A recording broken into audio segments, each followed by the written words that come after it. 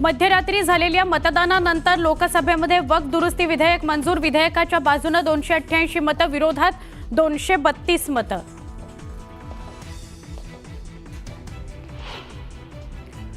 उद्धव ठाकरेंची आज पत्रकार परिषद। वक्फच्या मुद्द्यावरून उद्धव ठाकरे पत्रकार परिषदेत काय बोलतात याकडे सगळ्यांचं लक्ष।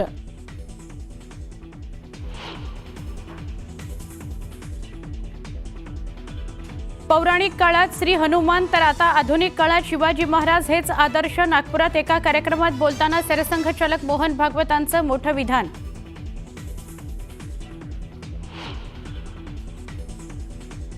कुठल्या 4 गोष्टी आणि 4 पोरांमुळे माझा जिल्हा आणि माझ्या जातीला बदनाम करू नका, आम्ही एकमेकांकरता धावणारे लोक आहोत। बीडमध्ये एका कार्यक्रमात बोलताना पंकजा मुंडेंचं आवाहन।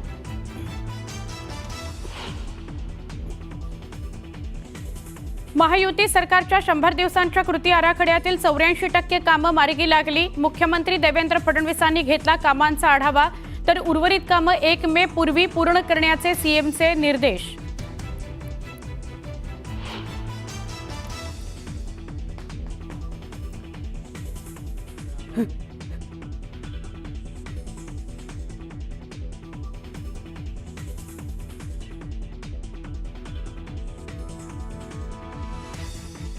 एक राज्य एक गणवेश योजना बंद। शिक्षण विभागाकडून अध्यादेश जारी। गणवेश ठरवण्याचा अधिकार आता पुन्हा शाळा व्यवस्थापनाकडे।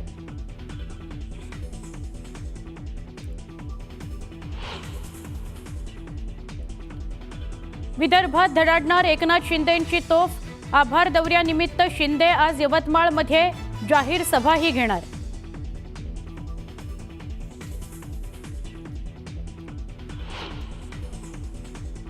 आज संपूर्ण पुणे शहराचा पाणीपुरवठा बंद।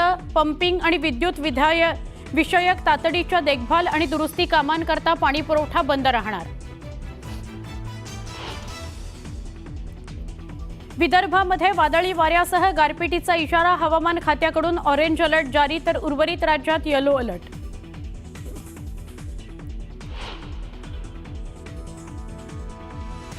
गुजरातच्या जामनगरमध्ये लढाऊ विमान कोसळलं। विमान कोसळल्यानंतर सुवर्णदा या गावाजवळ लागली आग। प्लेन क्रॅशनंतर अधिकाऱ्यांकडून घटनेची पाहणी।